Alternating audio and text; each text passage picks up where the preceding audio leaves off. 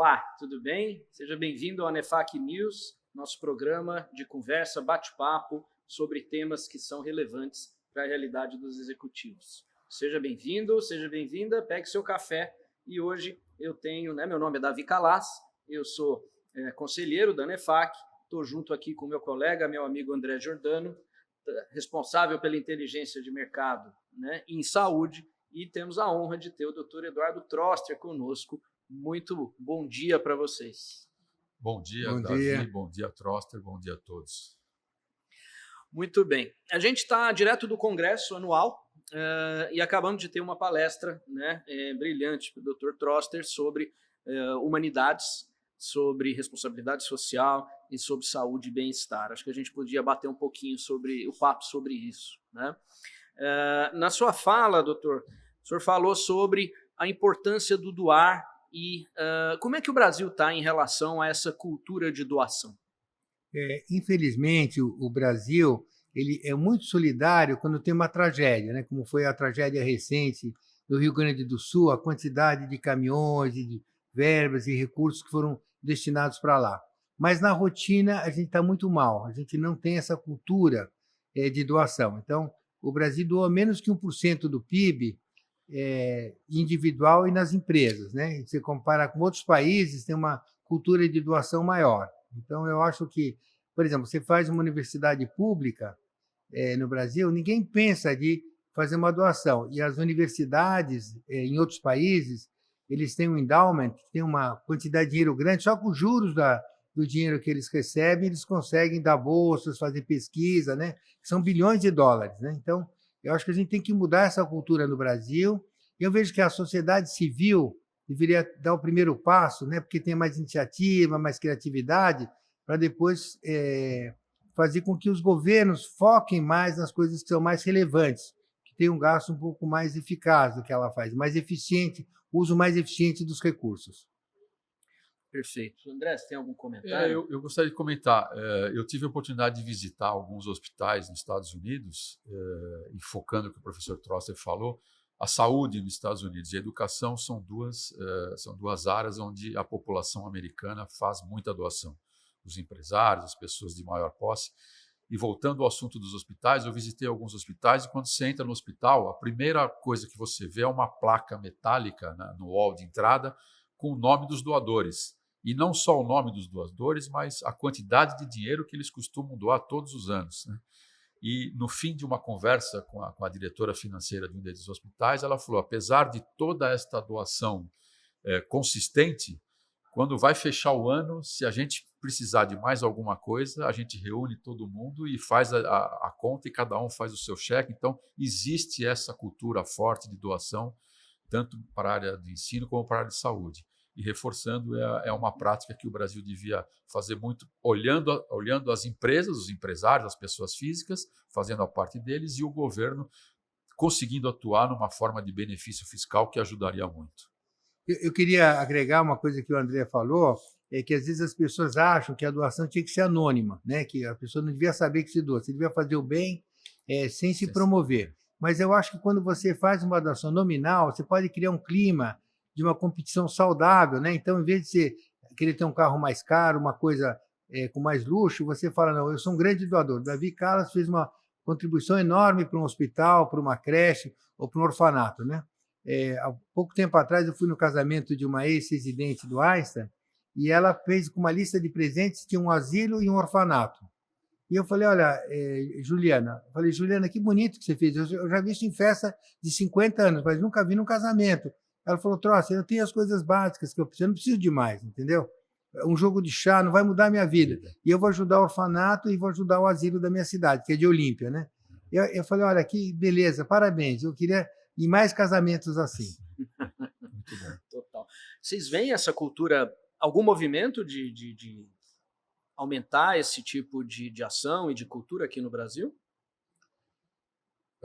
Eu vejo na entidade que eu atuo, cabe a nós, a iniciativa tem sido nossa, de tentar disseminar essa informação junto aos nossos prestadores, aos familiares dos pacientes, as empresas que fornecem para o hospital de uma maneira ou outra. Então, eu acho que depende muito também destas iniciativas, de quem precisa receber, abrir as portas, dizer, estamos prontos para receber, precisamos. E mais importante de tudo é divulgar o que é feito com aquela doação. Isso é o mais importante nas suas mídias sociais, nos seus sites, nos seus balanços, divulgar como é que o dinheiro é utilizado. Isso é muito importante. Eu vejo, Davi, que, por exemplo, na ONG que eu trabalho, no começo eu tinha muita dificuldade de conseguir recursos. E hoje não é que seja fácil, mas é menos difícil, né? As pessoas já ficam sabendo, tem essa transparência, isso que o Bruno falou é muito importante. Para os doadores que fazem sempre, a gente mostra todas as atividades que nós fizemos, a transparência dos nossos recursos, né? Porque as pessoas às vezes ficam com medo de doar, acham que não é filantropia, né? É filantropia, né? Coisa de malandro. Então, acho que eu vejo, se você tem uma atitude positiva, as pessoas acabam respondendo. Mas tem que ter iniciativa. Ou seja, eu acho que os empresários têm essa oportunidade enorme, porque eles são muito escutados. Tem um empresário brasileiro, que ele é um médico, o José Luiz Setúbal, que é herdeiro do Banco Itaú, né? E a mãe dele já tinha essa atitude, a Tide Setúbal, na Zona Leste, tá? Tem um hospital no nome dela, e ele dedicou a vida dele para fazer filantropia. Então, ele tem o Hospital Sabará, que é um hospital que atende toda a Zona Leste de São Paulo, tem custo mais baixo, com convênios, e agora está construindo um outro hospital, e é uma fundação. Ele comprou o hospital e fez uma doação para ser uma fundação para atuar na saúde pediátrica, né? Então, eu acho que está começando essa cultura no nosso meio, mas ainda temos um longo caminho para andar. Tem muito a andar, né? Muito bem, obrigado. Essa questão de doação está dentro de um aspecto mais amplo relacionado à questão de humanidades, né? A postura do ser humano, ao estudo de humanidades. E, doutor, o senhor ajudou a construir todo o eixo de humanidades da Faculdade de Medicina, o Hospital Albert Einstein. Queria ouvir um pouquinho o que quer dizer isso, né? Esse é um termo que a gente fala muito, precisamos ser mais humanos, humanidades, humanismo. O que é isso em termos práticos, né? Para quem está começando a tomar conceito com esse tema? O Bertolt Brecht, ele falava que todo sentido e todo conhecimento que a gente tem diminui o sofrimento humano, né? Então, eu acho que você olhar o ser humano, estudar o ser humano, o comportamento do ser humano, através da filosofia, da neurociência, da psicologia, você consegue ter uma sociedade melhor, porque um monte de atritos acontecem por uma comunicação inadequada, a incapacidade que o ser humano tem de escutar, uma escuta empática, tentar ver o que o outro está pensando, por que o outro é assim, e nós somos todos diferentes, né? A gente tem valores diferentes, a gente tem culturas diferentes, né? Mas eu acho que a humanidade faz com que as organizações, a sociedade, de uma forma geral, melhorem, até nos seus resultados, porque se acaba se adaptando à forma como as pessoas são, né? Por exemplo, eu vejo que um bom líder é aquela pessoa que consegue perceber a qualidade de cada pessoa e faz ela se desenvolver nessa área, né? Então, se você é uma personalidade mais introspectiva, não vai ser uma boa pessoa para relações humanas, né? Talvez o teu trabalho tenha que ser uma coisa mais meticulosa, mais reservada, né? Eu via, por exemplo, na faculdade, as especialidades que os colegas foram escolhendo tinha muito a ver com o perfil psicológico delas, né? Então, as pessoas que tinham mais dificuldade de interação social fizeram imagens ou patologia, né? Que tinha que interagir menos, né? Mas se entender isso do ser humano é importante, né? E você se autoconhecer também para ver o seu papel na sociedade. De repente, o Davi é meu chefe, pede para fazer algumas coisas que eu tenho muita dificuldade de fazer isso. Falou, Davi, isso eu não consigo, mas eu posso fazer isso daqui para a empresa, né? Você negociar, né? Então, eu acho que a humanidades faz com que a gente olhe mais para o outro, porque, no fundo, o que é o outro? O outro é um outro eu, não é? É uma outra pessoa, né? E quando você objetiviza as pessoas, coisifica as pessoas, ou põe adjetivo nas pessoas, fulano é assim, essa no adjetivo pejorativo, você afasta o lado da humanidade. Perfeito. Muito André, bom lá por favor, eu ia justamente perguntar, né, como é que você vê isso lá na fundação, né? Tanto sob o ponto de vista, né, dos profissionais médicos, mas também dos profissionais de gestão, né? A gente está com uma quantidade boa de iniciativas na parte de diversidade, na parte de humanização, Inclusive, acho que é um dos primeiros hospitais que a gente consegue atender todas as necessidades de pacientes que precisam de linguagem de Libras, né? A gente montou uma equipe hoje consistente, está crescendo. A semana que vem, acho que na próxima semana se agrega mais uma pessoa. E isso é um diferencial, né? Quer dizer, a família do paciente, o paciente, eles enxergam isso de uma maneira, eu diria até que faz parte do tratamento, ajuda muito no tratamento do paciente ter esse caráter de humanização. Eu acho isso cada vez mais importante. E, particularmente, no ambiente administrativo da Fundação, que são apenas 65 pessoas no contingente administrativo, a gente faz 3 anos que nós temos intensificado programas de qualidade de vida, de qualidade da administração e de troca de informações entre todas as equipes. A gente aproveita, por exemplo, a comemoração dos aniversariantes do mês para fazer um exercício de difundir as informações, de trocar informações. Hoje o café da manhã, cada um tem a sua atividade, né? Não é que chega e encontra um café da manhã pronto, justamente para ter interação, para ter questionamento. Acho que a gente está exercitando isso. Então, estamos começando, mas a gente vê os resultados, né? Muito facilmente. Perfeito. Pegando carona, esse setor, né, o setor da saúde, é um setor onde as pessoas acabam se acostumando a lidar com assuntos muito difíceis, com morte, com luto, com comunicações de doenças graves. Há o risco do profissional de saúde se desumanizar ao longo do tempo? Sim, infelizmente isso é um fato que acontece. A gente chama isso da corrosão humanitária do médico, né? Então, o estudante de medicina, ele entra na faculdade no final da adolescência, cheio de ideais, um pouco de romantismo e tal, e aí ele vai se endurecendo. Ele acha que se endurecer faz parte da formação dele para ele ser o melhor técnico, o melhor científico. Então, você imagina que você tem um filho que está morrendo e o médico é um cara frio, que não mostra emoções e tal. Ele não está sendo o melhor médico. A medicina é uma ciência humana também, não é só biológica, né? Então, a gente tem que trabalhar isso para evitar que isso aconteça. A coisa que mais pega na educação são os exemplos, né? A gente sempre fala, eu não quero ser como esse médico, eu quero ser como essa médica, né? Então, acho que a gente tem essa preocupação constante, por isso que tem um eixo de humanidade. A gente atua em todos os anos da faculdade no sentido de preservar isso deles. Fala, olha, a ética médica é o cuidado do paciente, você tem que sempre oferecer, tem um negócio chamado fidelidade à promessa. Você tem que sempre oferecer o melhor que você pode para o teu paciente, não só do ponto de vista técnico, científico, mas também humano, né? Tem paixão. É uma coisa que desgasta um pouco, né? Você sofre, porque você vive do sofrimento humano, né? Não é uma profissão de lazer. Então, você termina o teu dia, morre um paciente, sofre um paciente, mas a única coisa que você pode, de fato, fazer sempre é cuidar. Então, ter escuta empática, dar suporte, mesmo depois que o paciente morre, está no luto, acho que é importante o médico estar junto, né? O médico e todos os profissionais da saúde, né? Então, é uma coisa que acontece, mas eu acho que a gente tem que trabalhar isso em todas as organizações para evitar que isso aconteça, né? Entendi. E na gestão, André, acontece também desumanização? Na gestão, eu acho que a gente vê menos desumanização na gestão do que na atividade fim.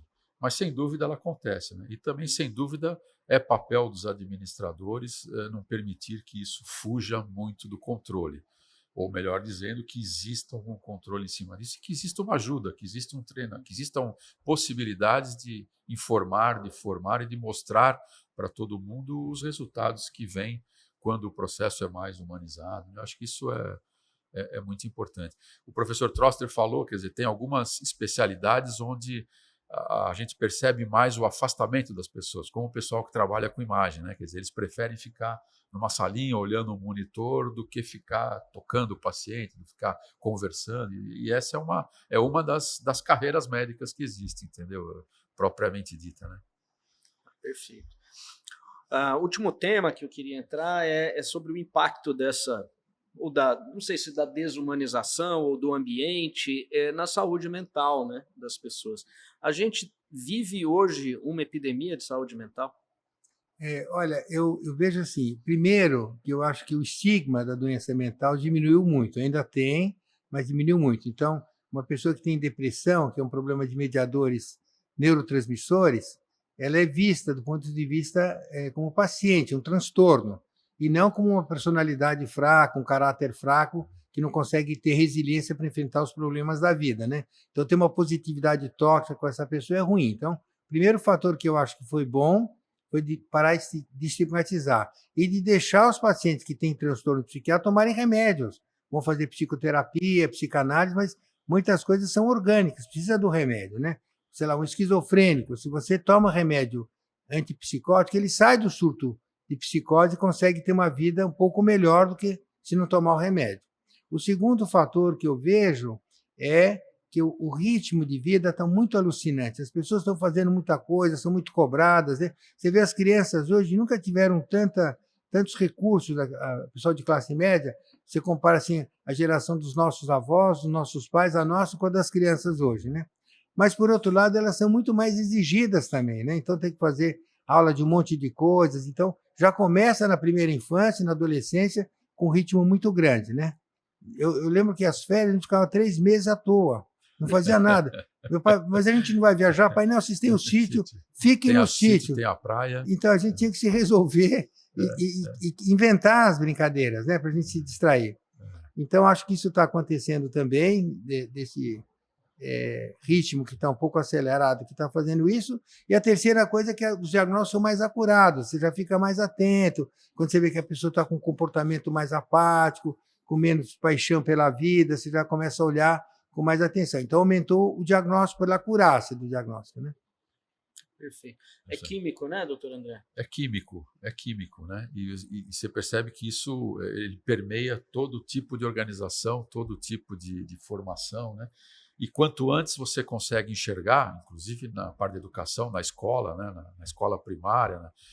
Quanto antes você puder aplicar todas essas novas tecnologias, esse afluxo de novos tratamentos, de percepção de profissionais aptos a ajudar, você consegue formar essas crianças de uma forma melhor, né? Talvez com um pouco menos de cobrança, com um pouco menos de culpa em relação a conseguir ou não conseguir fazer tudo que tem que fazer. Acho que isso leva para a vida depois, né? Perfeito, perfeito. Ou seja, se eu entendi, né? É o autocuidado e é o cuidado dos outros. E é o cuidado dos outros, o autocuidado e o cuidado dos outros. E todo mundo com este pensamento, né? Quer dizer, tendo pelo menos fazendo a sua parte.